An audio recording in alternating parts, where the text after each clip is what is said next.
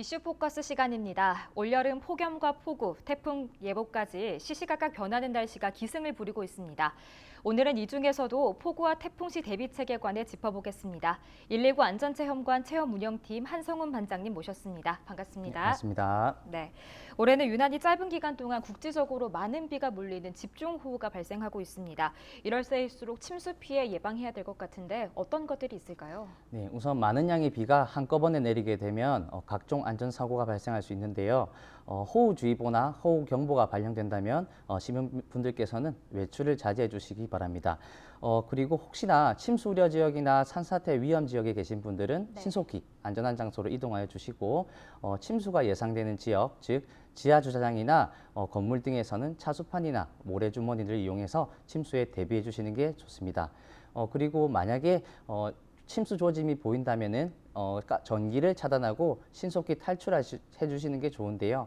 만약 수위가 높아져 탈출이 어렵다면은 119의 도움을 받으시기 바랍니다. 네, 알겠습니다. 아직까지 우리나라를 직접 강타한 태풍 소식은 없었지만 이제 매년 여름이면 태풍 때문에 많은 분들이 피해를 보고 있는데요. 119 안전체험관에서 혹시 이 태풍을 대비했을 때 알 수 있는 체험 프로그램들이 마련돼 있을까요? 네, 저희 부산 119 안전체험관에는 도시, 생활, 자연, 구급, 화재 등 여러 가지 테마로 구성된 총 11개 코스 33개의 코너가 준비되어 있습니다. 네. 작은 일상 속에서 사고부터 큰 대형 재난에 이르기까지 충분히 대비할 수 있는 체험이 운영 중인데요. 특히 태풍 체험의 경우에는 태풍의 바람을 온몸으로 느껴보고 태풍과 관련된 이야기 그리고 안전 수칙 등을 직접 쉽고 재미있게 배움으로 인해서 체험을 받을 수 있으니까 시민분들께서는 많은 119 체험관 이용 부탁드립니다. 네, 알겠습니다.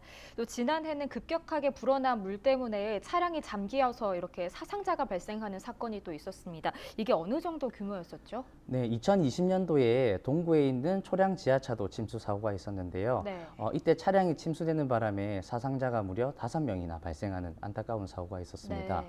2020년도 집중호우 당시에 호우특보가 내려졌는데 이때 당시 119 상황실에 1시간 동안의 신고 접수 건수가 3,000건 이상이 발생했습니다. 네. 이만큼 안전사고가 많이 발생했다는 건데요.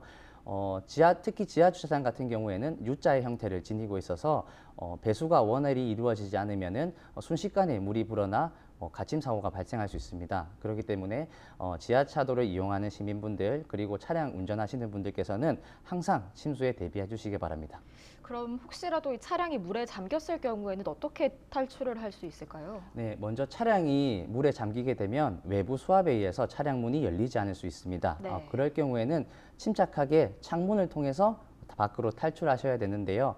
만약 창문이 열리지 않을 경우에는 창문 끝부분, 모서리 부분을 쉽게 깨고 탈출할 수 있는데요. 네. 이럴 경우에는 헤드레스트를 이용해서 깰 수 있습니다. 목 받침대 부분이죠? 그렇죠. 자, 헤드레스트 같은 경우에는 근데 쉽게 깨질 수가 없어요. 그렇기 때문에 차량 안에 휴대용 차량 비상 탈출 망치라고 그런 거 하나씩 비치해 주시면 좋을 것 같습니다. 만약에 탈출이 어렵다면은 기다리시면 됩니다. 차량 내부의 물높이가 외부의 물높이와 비슷해진다면은 그때 차량 문을 힘껏 열어서 열 수 있으니까 너무 당황하지 마시고 침착하게 대응해 주시면 됩니다. 침착한 마음가짐이 또 중요할 것 같습니다. 끝으로 폭우와 태풍에 대비해서 시민들이 꼭 알아둬야 할 정보들 있으면 한 말씀 부탁드립니다.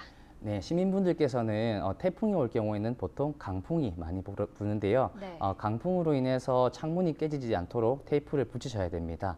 테이프를 붙일 때는 X자가 아닌 모서리 가장자리 끝부분을 이용해서 네모로 붙여주시면 되겠고 특히 창틀이 흔들려가지고 창문이 파기되는 경우가 많기 때문에 창틀에 신문지나 박스 등을 고정을 잘해서 창문이 깨지지 않도록 해둡니다.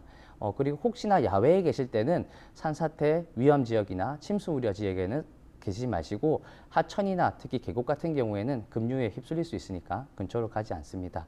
그리고 끝으로 공사장이나 맨홀 근처에는 공사 자재라든지 맨홀이 나올 수도 있기 때문에 조심해서 이동하시는 게 좋습니다. 네, 알겠습니다.